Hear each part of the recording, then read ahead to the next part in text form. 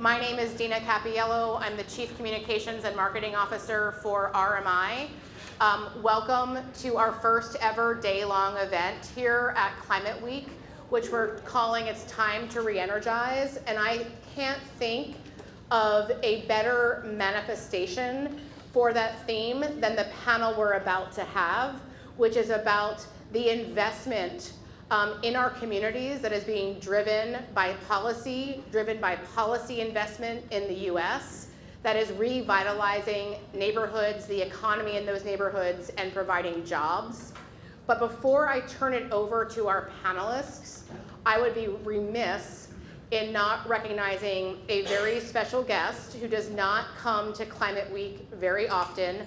I am personally thrilled that he is here, and that is Amory Lovins, who founded our institution 42 years ago, who is affectionately called the Einstein of energy efficiency. I did not coin that as the communications chief.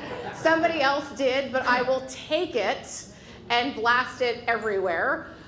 So please enjoy the next panel. And I'm going to turn it over to our moderator, who I'm very thrilled to be here as a former journalist myself, Amena Saiyid, who is with Cipher News. Amena, please take it away. Thank you, Dina. Good afternoon, everyone. I hope you all had a good, filling lunch and you're ready for this scintillating discussion to talk about the prospects of clean industrial growth across the United States. My name is Amena Saiyid. I'm Cipher's Washington correspondent, and I will be a moderator for the next hour. I'll be like a kid in a candy store, filled with, I mean, not that these people are candy, but they're experts. But, like a journalist, this is like a thrilling opportunity for me. So anyway, joining me in this panel are Jonathan Smith, who's the Senior Chief Deputy Director for Michigan's Labor and Economic Opportunity, and he's also heading the transition efforts, the state's transition efforts. Next to him is Brian Fisher, who is RMI's Managing Director of Climate Aligned Industries, and next to him is Jacob Corvide, RMI's Senior Principal with the US program, who specializes in helping states achieve affordable clean energy. And with that, since we have a lot to pack in, we want to save some time for Q&A. We're going to dive right in. So, are you guys ready? Okay. In 2022, less than 10% of global production of steel, cement, plastics, and ammonia use low carbon emitting processes, according to the McKinsey Global Institute. So Brian, you're going to be my first victim. Can you provide an update on how much progress has the US industrial sector made in decarbonization? Can you tell us which sectors are leading and which are lagging behind, and sort of draw a picture for all of us to get this discussion going? Happy to. So, yeah, the statistic you mentioned, I'll give you one other, which, just to take a step back, industrial decarbonization is largely about doing large capital projects. It's doing a retrofit on a cement plant, carbon capture. It's building a new blue or green ammonia plant.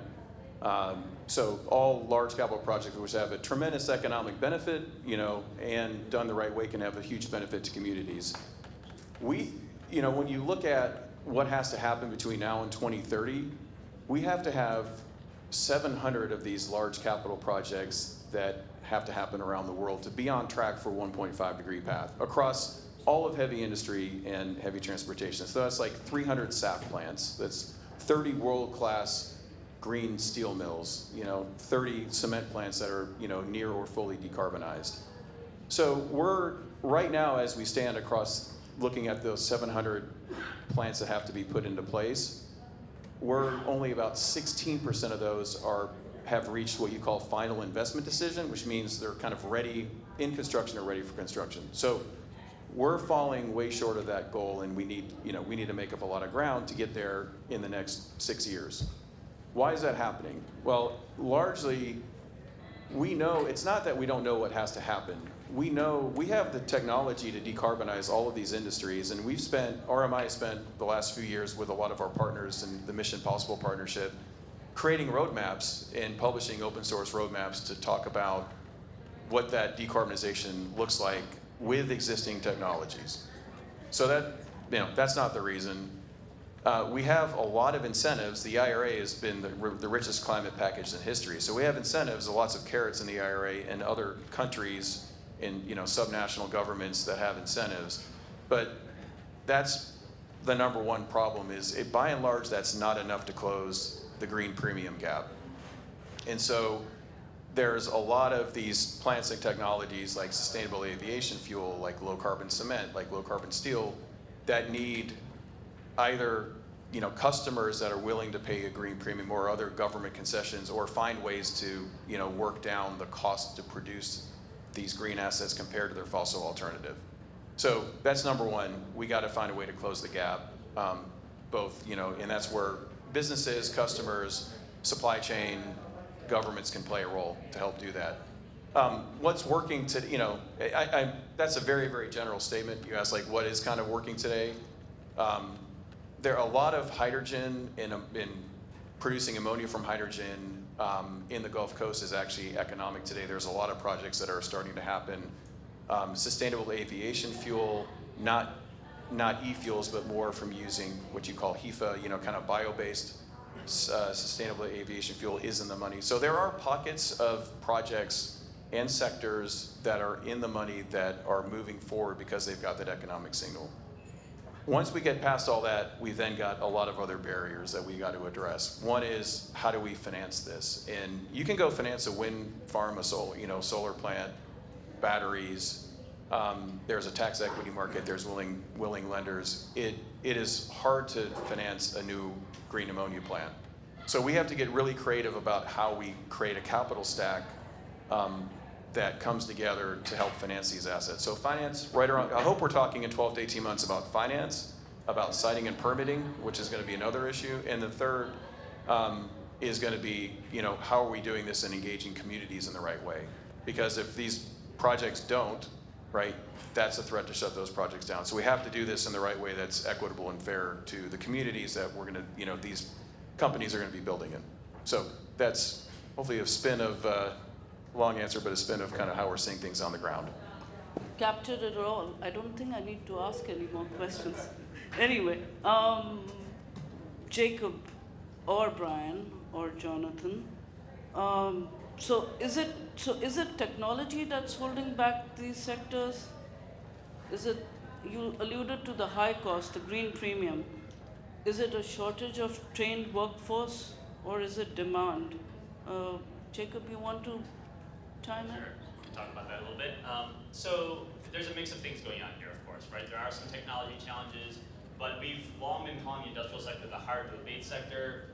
Wrong title for it, right? There are challenges throughout, the green premium being one of them. But one of the things we've seen is that one of the reasons it has been a little, I'd say, behind some of the other energy sectors is because states and others were passing policy years ago to create demand for the other sectors to get moving. And therefore, industry would innovate and start providing things, and the costs would come down. And states were very wary of passing policy around industrial pieces because they have large industrial characters around them. They don't want to scare off the economic anchor that they provide. But we're now seeing policy stepping forward. And so I think policy can do a lot to remove barriers. It can do a lot to create demand. That demand is critical for then letting the economic engine move forward and start to bring down costs, bring in new innovations to make things happen. So I think it's a mix of things going on there for sure. But it's kind of a chicken and egg thing, right? I mean, you need the product to create demand, but you cannot have demand until you have the product, and that's where some of the problems, or what you call it, the barriers sort of start to occur, right? And it's the same problem with workforce, right? Yeah. You can't train a workforce for jobs that aren't there yet or everyone's unhappy, and you can't create a situation that there's no workers for because then everyone's unhappy, right? So there's a a need to balance both sides of the equation with workforce training and workforce demand. Same with demand for the products and supply for the products. Jonathan? Yeah, I mean, just echo everything that's been said. I mean, from the state implementation perspective, the things that we've done to try to address some of these challenges. One is making sure that there's significant investments at the state level that are designed to sort of match up with the CHIPS and Science and IRA investments in production, so that the state incentives are there to, because we know, even with the investments that are happening at the federal side, there are significant investments being made overseas, and we've got to be able to match it. And so Michigan has stepped up and put a significant amount of financial resources behind being able to continue to buy down the cost of production. Also investing $330 million in state matching funds so that we can make companies in Michigan, or companies that want to come to Michigan, more competitive for big federal grant opportunities and loan opportunities. On the workforce side, echo everything you said. One of the challenges we have is that the workforce system that exists, the federally funded workforce system, really great at solving a problem we used to have, which is lots of people who don't have jobs but are actively looking for them. And if you think about the economic challenge we have in 2024, it's very different. We have very low unemployment, but we have a lot of folks who are out of the workforce and not looking for work, not because they're lazy, but because they've got childcare challenges or transportation barriers, or they've got a mental health issue or a physical disability. And so a lot of the work that we need to do from the workforce system perspective is removing barriers and getting people ready for employment. That's expensive, and it's generally not federally funded. And then the other challenge we've got is there is a lot of money for training for folks who are out of work. But if we're going to retrain people in some of these facilities that are being decarbonized, that's incumbent worker training. Michigan has a very successful program called the Going Pro Talent Fund that we can use for that purpose, but we have maybe half of the money needed to meet the demand that exists today, and certainly don't have enough for the demand we hope to see in the future as we see more projects like this come online. So we really need, I think this is a place where I think there's significant opportunity for partnership with Congress and the federal government after this election to talk about workforce reauthorization and talk about whether we can redeploy our federal dollars towards some of the challenges that we actually have today. If I can just add one other thing real quick, is it also used to be that only a couple of years ago people talked about this space very generally. It was sort of like, oh yeah, we need to do clean manufacturing, let's try to attract that. So like everyone's gonna build solar panels everywhere or something like this, right? And we're getting much more specific, much more granular now. So we've got this great chart here, right? Some analysis we've done around what industries are actually feasible for which parts of the country, and how do we get more specific? And it really can help workforce elements there a lot, because instead of trying to train everyone for everything, it's like, okay, we already have these assets, we just need to fill in this gap for this region, let's go make that happen. Sounds good. Seems like it seems like a lot of the pieces of the puzzle are there. It's just a matter of fitting them, making sure they find the right place, and how to move from there. What do you think would take to tip that momentum in the direction of more progress? Yeah, I'll start with this one. I think the biggest thing, and we saw this in wind and solar and in batteries, where we've seen those costs come down by 70% plus over the last decade. Again, we have the existing technology to do these projects. We just need to bring them down the cost curve. And in order to do that, we need a group, just like what happened in renewables, where we had actually a lot of companies step up and say, we're going to sign long-term PPAs and get those first set of wind and solar projects done. We need the same thing here, because once we view the tipping point as the first kind of 5 to 10% of projects, and then you start getting efficiencies in the supply chain. Then you get efficiencies on balance of plant when you're kind of building these, when you're doing the second and the third and the fourth one. So we see the same cost compression opportunity in almost every one of these industries and the technologies that we'd apply, that we need those first set of plants to go to get those learning curves. So that's a big part of it. One other thing I think we need to see in this space is that the industries are one side of the equation, but the energy sectors, you have industry, buildings, transportation, generation, electricity, those used to be distinct different sectors, and they're not anymore. The boundaries have blurred between them all, and I think a really key piece here is, I look at it from a state perspective a lot. States really have a role in helping make sure that they've got the clean energy foundation so they can attract the industries, and so the industries can have access to the clean power that's going to be a big piece of their equation, right? In some cases, they need the green hydrogen, or sort of a new technology to come online. In other cases, they just need a lot more clean electricity to make their products greener. And the state and the utility in the space really are key to helping make that happen. Absolutely, but I'll just say really quickly, we also need consistent policy partnership, and there's a cautionary tale for all of us here. 15 years ago, we had won the war on batteries. We were ahead of everybody else. There was a company in Michigan that had invented most of the foundational technologies that are in every lithium-ion battery that exists today. That company couldn't get offtake agreements, it couldn't get purchase orders, it couldn't find a partner with an American auto manufacturer, and all of the federal investments and state investments that went into that company were lost because it went bankrupt. And guess who bought the IP? China. And so, the reason why we are behind in the race on batteries is because we let them win. And if we don't find a way to sustain the policies, which I think this time around are much smarter, are more market-based, are have the production tax credits, consumer tax credits, all of this coming together to create hopefully a more sustainable set of incentives. But if we don't have consistency in that approach, we might find ourselves behind again. Okay, great. So we went off in that direction. In China, I was going to save that the best for the last, but anyway. Speaking of China, and then Brian and all three of you alluded to IRA. I want to come back. I want to first tackle the IRA piece, and then we'll, which obviously, is also connected to where China's dominance and everything. Since IRA became the law of the land 2 years ago, nearly $500 billion in private and government investment has gone into clean tech. Yet, the Rhodium Group says that within a decade, the industrial sector will overtake the transport sector as the nation's largest source of carbon emissions. So my question is, do we need more carrots? Do we need more sticks? Or do we need the threat of sticks? Like the power and the transport sector has had to deal with the threat of sticks because none of the rules have actually stuck because of court rulings and the works. But my question is, that's forced them, or at least the threat of them has made them reduce their emissions and move towards technologies. So how should we look at that in terms of the carrots and what's going on? I keep coming back to the same question again and again. Progress. We have a lot of incentives. You all have spoken about it. There's money pouring in. Where do we go next?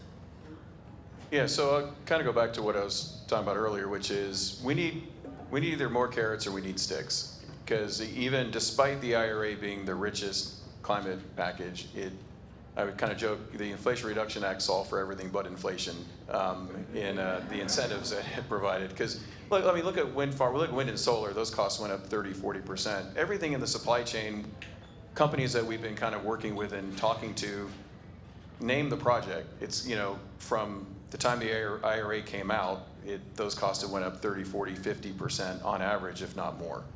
And, so that took a green hydrogen project that might have been in the money 2 or 3 years ago, but now with those costs escalated, you've got now the gap. So you have to solve it. We can solve it 3 ways. One is we have to get the ball rolling. To get the ball rolling, we need either mandates or demand side incentives, or we need more carrots, just supply side incentives. Once we get the ball rolling, we're confident those costs will come down. And so to that end, you've seen actually, so we've done a lot of work in the Gulf Coast and in California. So the Gulf Coast, Texas, Louisiana, Mississippi, all those states, they don't have a lot of, there's about 130 big commercial scale industrial projects in those states, $1 billion plus projects. California has about less than 40 of them. But our confidence level in the projects in California happening are a lot higher because there's mandates. There's trucking mandates, there's cement, decarbonization. So we have this confidence because of the mandates that those are going to happen, and we're kind of relying right now on the general business environment in those other places to try to get there, which... So I hear you saying it's a combination of both sticks mandates and carrots. Should we, or would we, prefer another tax package to clarify? Do we need more incentives? Well, we need, like I said, we need something, and I'll let these guys opine on at what level do you do that? The only other point I make is once we probably get past some of the high level, get to cost parity and some of these things, we have to then deal with the second order issues, and I'll give trucking as an example. So we've been doing a lot of work in trucking, heavy trucking, and right now actually for like hydrogen or EV, the life cycle cost of some of those with the IRA is actually at cost parity. The problem is, once you get past the cost parity, you have an issue where it costs $60,000 to buy a diesel truck, and it costs $300,000 to $400,000 to buy a low emissions, either hydrogen or an electric vehicle. And we have a lot of independent operators that aren't, don't have the means to go spend $300,000 to $400,000 on a truck. So we have to solve the financeability issue. That's just a second order issue we have to solve, and then we have to build an infrastructure network so those trucks actually can get fuel when they want it. So yeah, so there's pieces here where it would help to have more policy that's going to provide financing, targeted financing for solving some of these problems would definitely be helpful. The thing I try to say to industry folks is the question on whether we need mandates comes down to how fast they move. And the way I look at it is speed equals freedom. If you don't like mandates, you better move fast. And if you move fast enough and can bring everything down, bring the market together, guess what? You don't have to have a mandate. That's fine. But if you wait too long, we're going to have mandates. And some folks actually respond being like, that's fine. Actually, we like certain mandates because they actually help create a level playing field, right? And we know it's like a standard. Everyone's on the same package. And I'm like, great. Well, then where you like a mandate, go tell everyone now you like a mandate, and we'll put in a mandate. But otherwise, you got to move fast, and that's the question. So,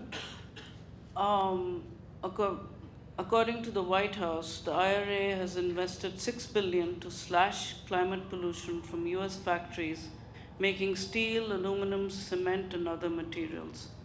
Brian or Jacob, for our audience here, could you tell us how much green steel or cement is being made? That'd be you, Brian. That'd be virtually, all of this is demonstration plants right now, not commercial scale. And again, that's the issue that we have, is we have to get these plants out of the demo stage into the full commercial scale phase. Okay, and that's just for cement or for steel? For both? Cement and for steel.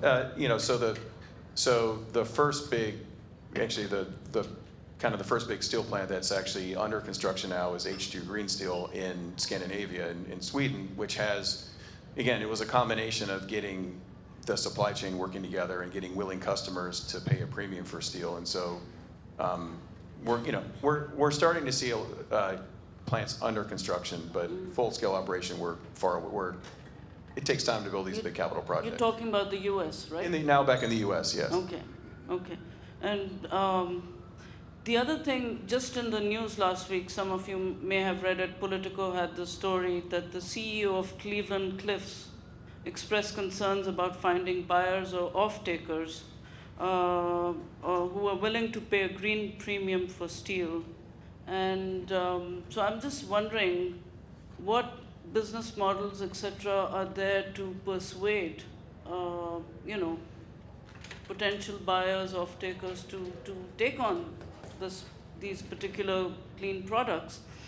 And going along with that, I understand this morning RMI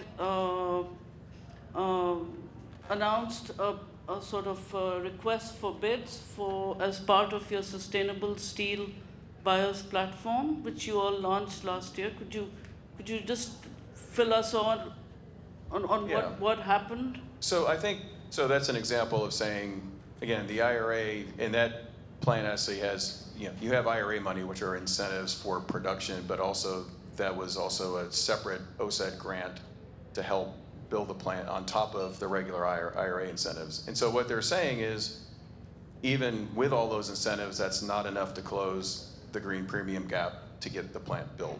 Yeah. And that's, again, an example we saw with H2 Green Steel. It took It took concessions from governments, from buyers willing to pay a premium, to financiers willing to provide lower or attractive financing terms to get these plans done. And so the reason we did offer, or we have started we've started the Sustainable Steels Buyer Platform is because we recognize this and we want to aggregate demand from private market, from customers of steel, or customers of customers to say, I've got climate commitments and I want to be able to buy low emissions steel. We have started this in aviation. It's called SABA for SAF. We've started it in cement and concrete.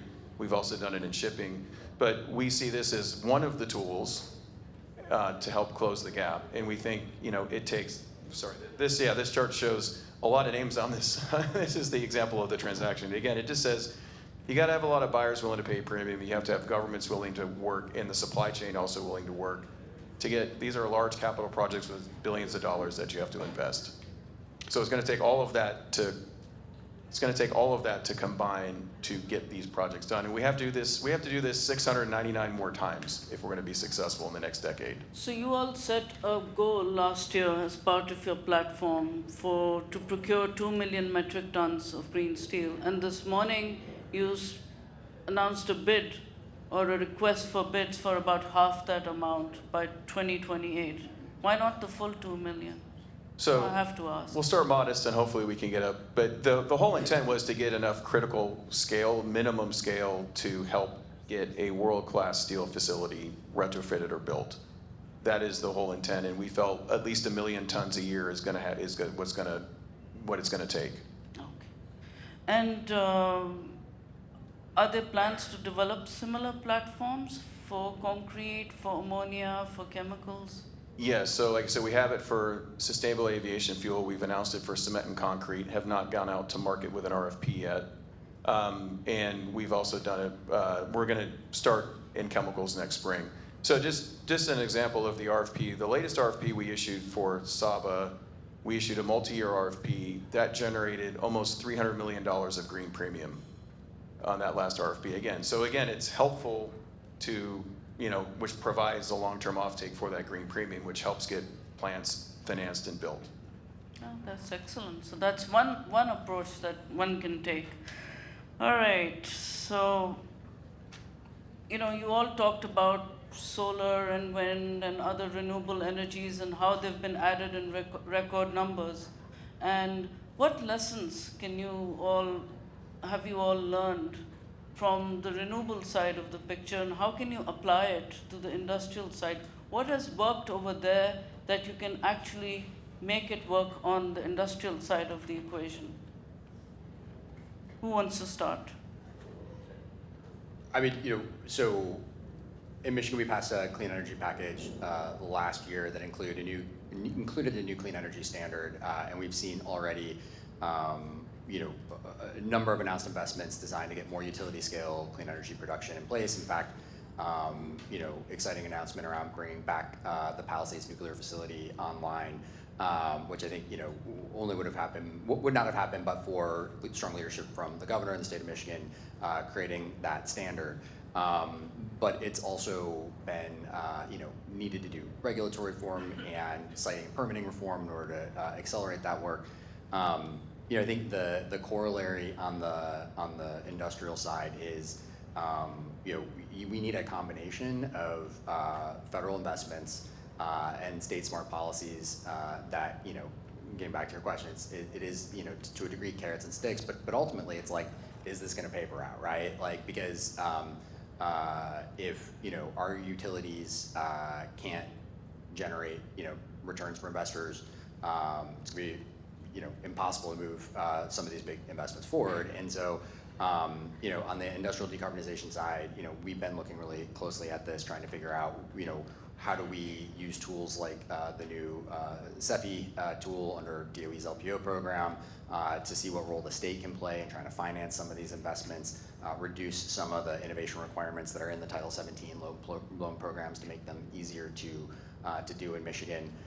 So we'll keep trying to do policy innovation, but really it's going to require continued sort of big investments, I think, on the federal side as a state, we're not going to have the resources to bend a cost curve on our own. Yeah, I think that was great. You covered most of what I was thinking about. The one other thing I'll add is just that, some years ago, the Department of Energy created a program called the Sunshine, right, where they're going to invest in solving the problems that were facing the solar industry and how they're going to get things up and running. Well, we have some of that now emerging through the IRA dollars that are going. I don't know that we have all of it though, right? And so we need some targeted investment. So I do think there's policy demand. Renewable portfolio standards drove a lot from the state level, right? And we could see some similar things happening with industry. That investment happens, but I think these targeted efforts to bring together the right actors to solve the problems that remain is a great role for industry or government to take in this moment. The only thing I'd add it's not just individual assets, it's the ability to connect load and, supply and load where demand is. And we saw that in renewables where we're generally where we would produce wind or solar isn't necessarily right near a load zone. So we had to have a lot of state legislation to help get load, supply to load.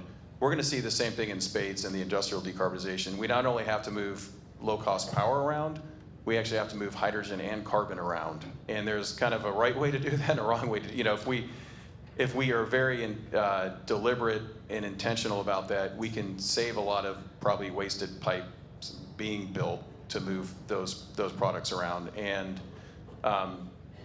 being able to basically connect the dots. So I'll give like Texas as an example. The least cost to produce renewables is in way northwest of the state.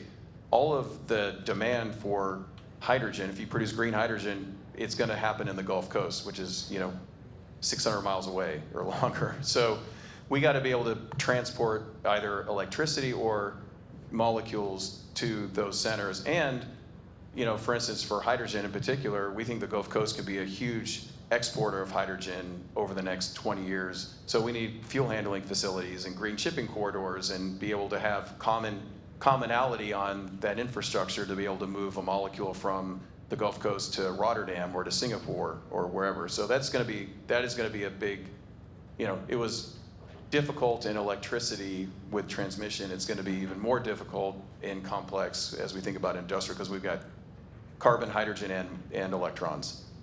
Well, that's a great segue into my next question, which is, do you all see the communities where you're seeing the most growth in clean manufacturing? Is that where the infrastructure is already present? And I know that RMI has a sort of a clean growth tool or something that I know Jacob is going to talk about. But I also wanted to ask you, Jonathan, if you can speak about it from that perspective. Sure. So we've been doing a great job in Michigan driving increased investment in clean energy. I think recent data came out just yesterday. We're 6th in the country in the creation of clean energy jobs. So super proud of the work that we're doing. And if you look at where a lot of those investments are going, they are going into distressed communities and areas where the jobs are certain and the investment's certainly appreciated. I think when you zoom out nationally, though, obviously I'm self-interested in saying it, but I would say it would, I think, enhance our overall economic competitiveness and also address kind of historic equities to see more investment going into communities like Michigan. A lot of the investments that are happening in southern states are greenfield investments. And a greenfield investment in a southern state today is just a brownfield 50 years from now that we haven't had to deal with yet, right? We've got a lot of industrial sites in communities around the state of Michigan. There are 5 cities in Michigan that used to be in 1980 in the top 10 in per capita income. 3 of those 5 cities today have poverty rates above 30%. And these are places where there are a lot of places that are where industry and manufacturing is not easy to accept locally. It's not part of their heritage. It's not part of their community's values.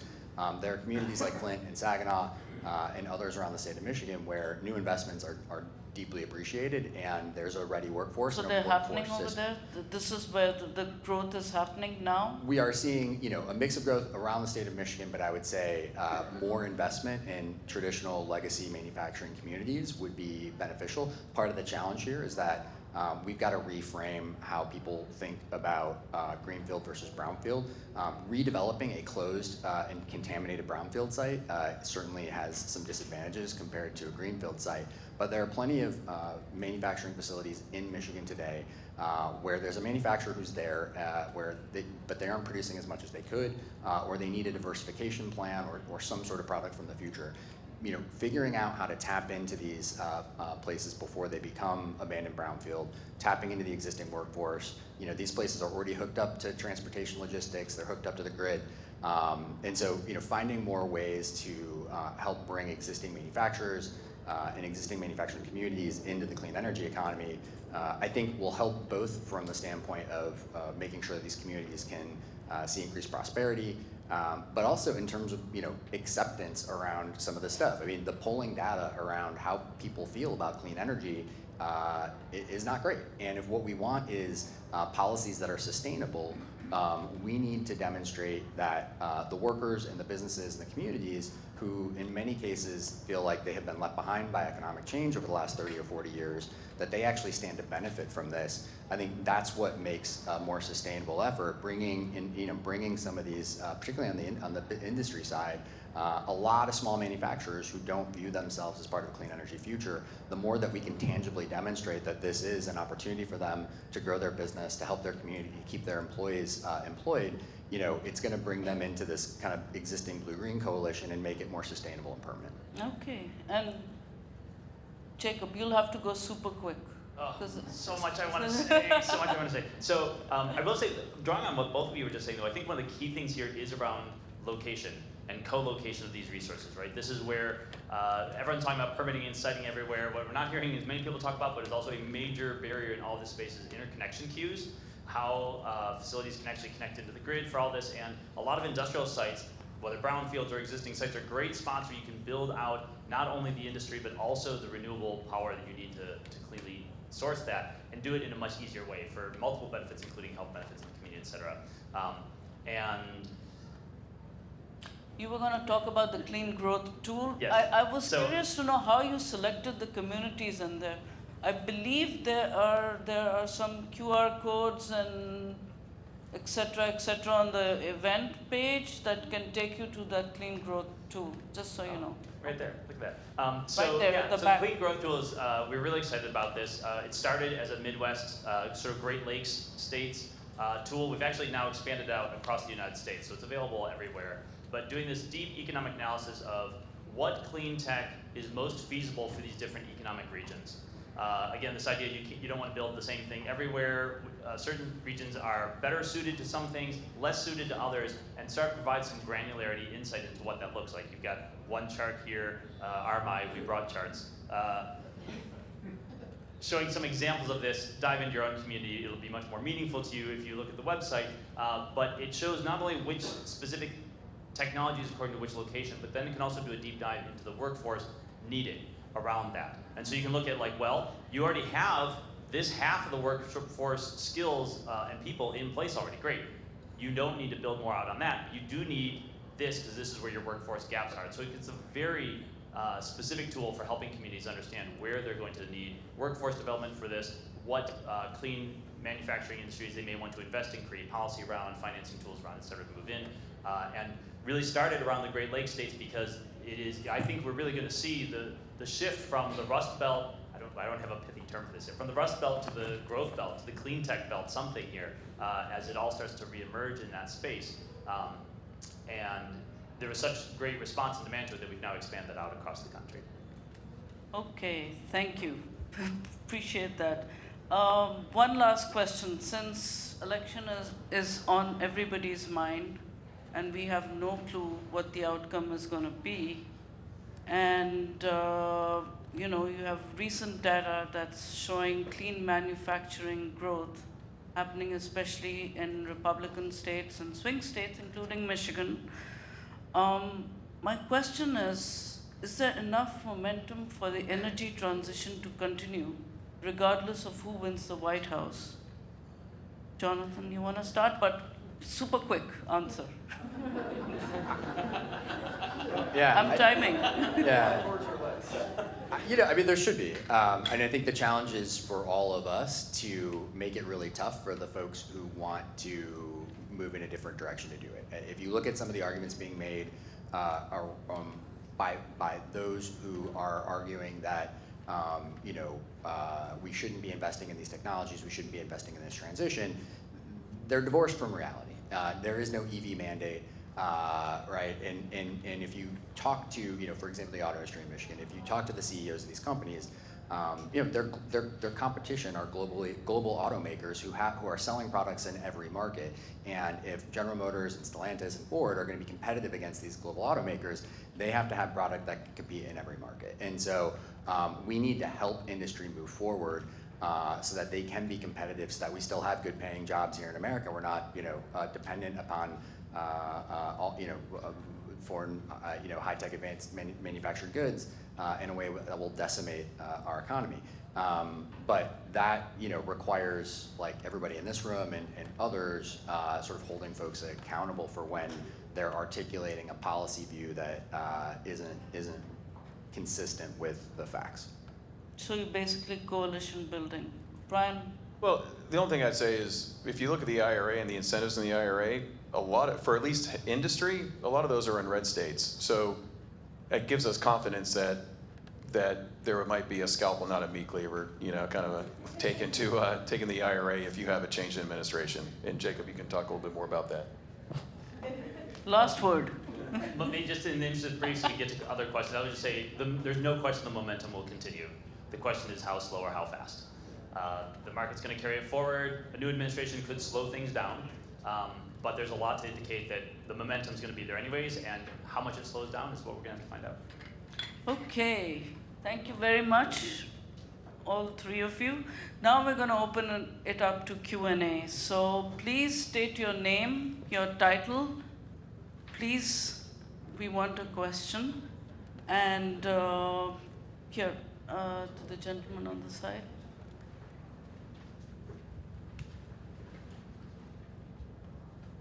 Thank you. My name is Geert van der Wouw, Shell Ventures. So we're talking about incentives a lot, and it's all carrot but no stick. Shouldn't we also be talking about carbon pricing?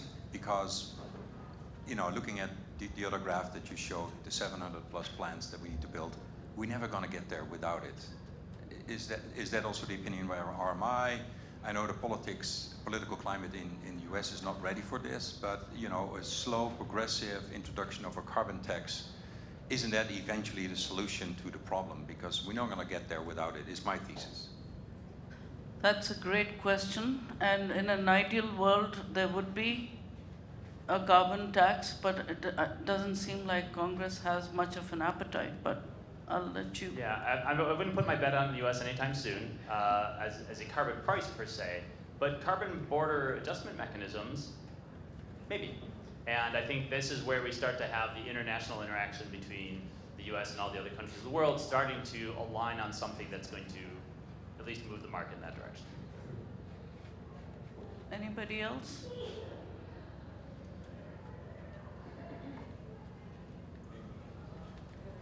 Hey, Ilmi Granoff, Climate Technology Group. Last week I wrote for Heatmap on that Cleveland Cliff wobble.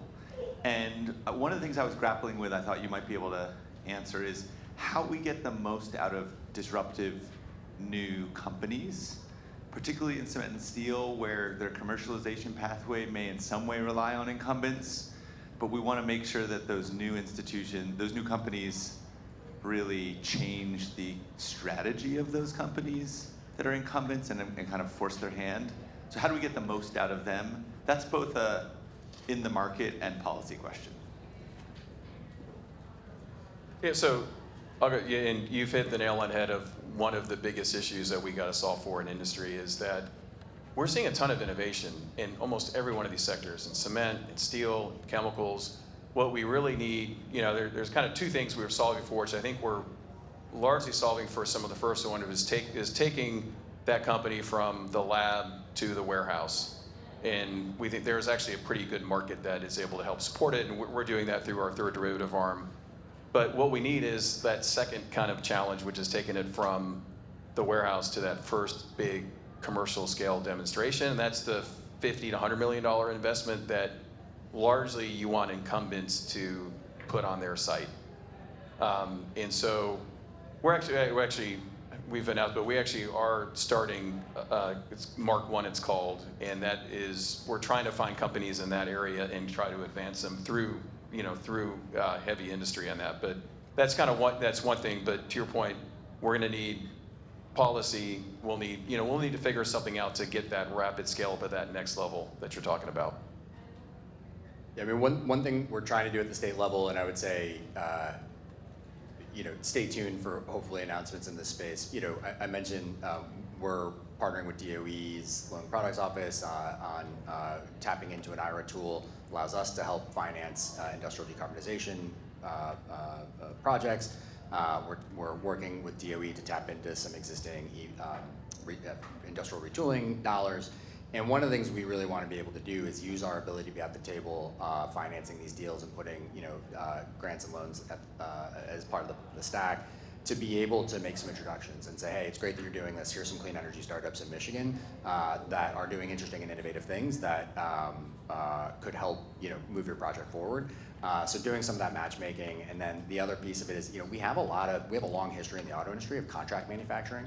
So this valley of death, where a company that has a great product, they've gone through DARPA-E and the whole thing, but they can't get the $150 million for commercial scale manufacturing because venture's not going to back that kind of thing, and a bank's not going to give them a loan without an offtake agreement. We can match them up with an existing manufacturer who can do kind of low volume, high mix manufacturing, so that we can help some of these startups get to commercial scale without having to make their own investment in manufacturing capacity. Now they're still going to need a customer, they're still going to need a market solution, but we're trying to do some innovative policy things at the state level, but certainly cannot discount that we will need the willing participation and excited participation of some of the big legacy corporates if we're going to be successful at that. I've got a quick story and analogy on this, if I could. The story is, it's interesting when we were walking through all the stuff around the tax credits for the hydrogen field and what was going to create green hydrogen. We talked to half the incumbents in the space, and they'd say, that's impossible. Like, if that's how you set these requirements, it's never going to happen. And you talk to the other half, and they're like, yeah, we can do that. And it's like, okay, well, that's two very different stories. And I do think there's something here around getting the right balance between the incumbents and the startups, right? I think of it, and here's the analogy, is I think of it like the Olympic high dive. If you dive from too high up and you hit the water, it's like hitting cement, right? And you're gonna get squished.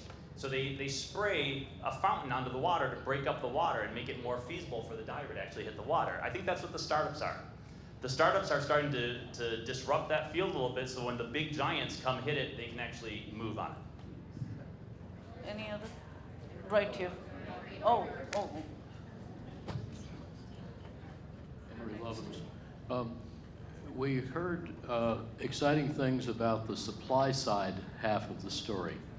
There is, of course, also a demand side.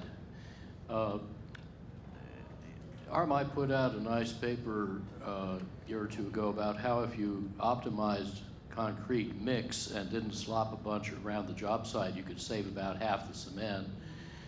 I did a paper in 21 called Profitably Decarbonizing Heavy Transport and Industrial Heat, and an MIT Sloan Management Review companion paper on a half dozen new business models and strategies for capturing that technical potential. So perhaps we've identified a big opportunity that isn't getting enough attention. The floor slab we are sitting or standing on here would use a quarter as much cement and no steel if it were designed better. And generally you can save half the world's steel and cement by better structural design. What should we be doing about that to make sure it's properly compared and competed against the supply side options? Yeah, I think it's a key spot for where, when we talk about mandates or government requirements or standards, right, it's not just about a certain percentage of the market has to be green or whatever. I think it's a prime spot where we can see a diversity of ways that policy can actually set a requirement that's going to shift what the demand side needs are without changing the actual structure itself. And I think part of what we all need to do is make sure that policymakers are aware of the range of what those mandates or sticks might look like. Yeah, so that's Amber, every time we talk, you remind me of that, which is a really good point, which is, in a lot of cases, that's the lowest cost solution, is actually to reduce demand, as opposed to, offer more incentives to kind of continue to crank up supply. So we collectively need to do a much better job of getting that story out there, and trying to, enable that transparency and try, through policy to maybe change standards on the way, or, maybe just standards and not even more incentives to do that, again, because in a lot of cases it is the lowest cost and more economic to do than obviously more doing the supply side. So it's a good push and something that largely it's been a little bit forgotten that we need to kind of resurface in the space. Yeah, I'll just say it sounds like I need to figure out who sets state building codes and talk to them when I get back to Michigan. Hi, I'm Leslie Graham from Interstate Renewable Energy Council. And thank you, Jacob, for mentioning interconnection queues. That's one thing that the IRA didn't even really touch on, because DOE and the US government will not approach public utility commissions. And where we are, I think maybe for Michigan and other places, it's just a huge gap between investor-owned utilities that can move along and do site studies and HCA, and then the municipal utilities that are going to be left behind. And on top of that, with data centers moving into rural areas where there's been no infrastructure for 30, 40 years, maybe since the first New Deal, what are we supposed to do? So 2 quick thoughts. First, for those unaware, interconnection, if you haven't been talking about it, talk about it. It's very exciting. We have enough renewable energy in the queue, in the interconnection queues across the country, to meet all of the wildest demands of what we might think we need right now for renewable energy in the next 10 years. But the queues are a real problem. So solving it's a big piece of the puzzle. On the rural side specifically, I'll say there's this interesting opportunity where the new ERA program came out through the USDA. It is not only the largest investment in rural energy since the New Deal, it is a larger investment than the New Deal ever made in rural energy.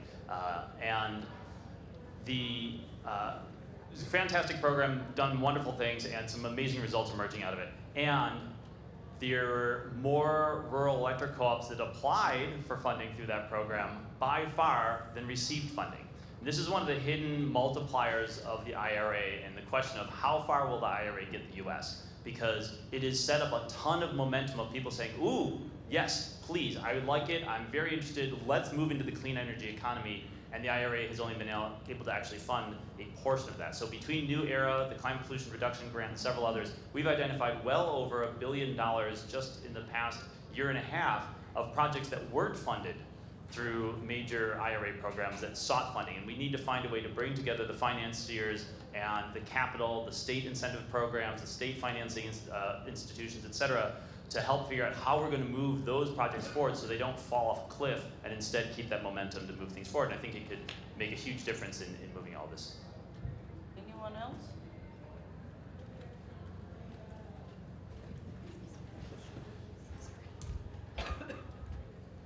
Hi, thank you all. Jack Dewey at My Analytics. Kind of another interconnection-related question. So, Jacob, you mentioned the importance of targeting kind of existing infrastructure, interconnection, manufacturing, thermal sites even for new development. And Jonathan, you mentioned as well just the general importance of targeting existing kind of manufacturing.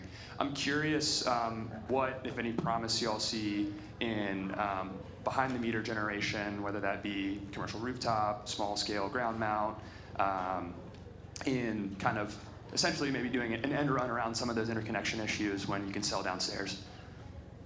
I'll let Jacob answer this question because I think we've got some regulatory issues at the state level in Michigan and many other states that impact some of those things. I think we're trying to find creative workarounds to that, but my sense is there's maybe a deeper need for states to get support or maybe a push from the feds on how they can update the way their utility system is regulated to allow for more creative use cases? I mean, it's one of the problems with us applying sort of 20th century linear thinking to 21st century nonlinear problems, right? And we need a much more decentralized grid in ways to help solve for some of this. And I think so there are behind the meter solutions where regulation allows them. In some places it does, in some places it doesn't.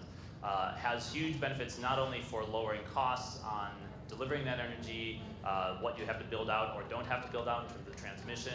You know, the cheapest transmission is the transmission you don't have to build, right? Which also ties into the efficiency question as well, right? That we've always looked at the megawatts are our best approach. That said, I do think there's a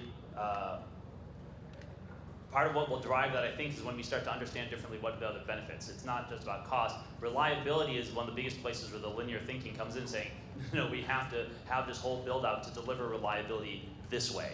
And of course, the electricity sector is like the Wild West right now, and we need to have new understandings of what it means to have reliability. And one of them will probably be decentralized generation that is islandable in various ways, so that even when something goes down, not everything goes down, and it's a somewhat different space to understand reliability.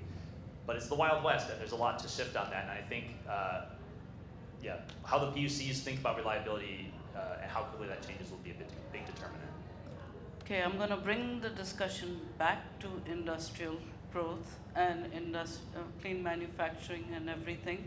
I had a question for the panel, the last question, I promise, which is there's a legislation right now in the US Senate, and I believe a companion measure has been introduced in the House called the Prove It Act, which basically says that DOE would be required to conduct a study for all the different key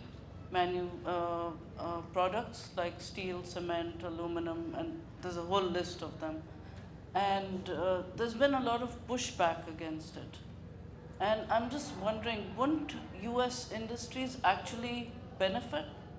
We would have the data. You talk about, you know, China and China's threat, and there's been numerous studies showing that US manufactured goods are way cleaner than the rest of the world.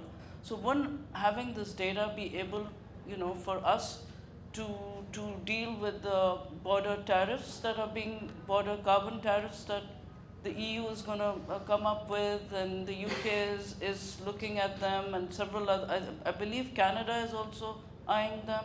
So love to hear your views on that. Well, I'll answer from a business perspective and leave it up to you guys to do that from a policy. But like as we produce clean products and low emissions products, the market is going to demand that we have a measurement of the emissions reductions we've achieved from that. So if you're a voluntary customer, I talked about that, if you're a government and you're providing an incentive, you have to have a way to track and trace and verify that emissions reduction. So that's going to have to happen regardless. So, but it should, but when you're going into another country and you're trying to make sure that your products are, you know, that they don't get taxed, basically, should that not be seen as an advantage for US companies? One would imagine. Okay. Right? I mean, again, I think it comes a little bit to the side I mentioned before of speed equals freedom. The industries can embrace that and move it forward, and you know, design it, be part of designing it in a way that like works for them and accomplishes the market need that it accomplishes. Or they can wait until eventually they're like, oh, now we're losing market share, or now we're being forced to do it, or whatever. And it's like, well, choose how you want to play. Sounds good. Tina, do we have time for one more question from the audience? I think we're good. No, we don't. Okay. All right. Oh, well, anyway, I want to thank our great panel. We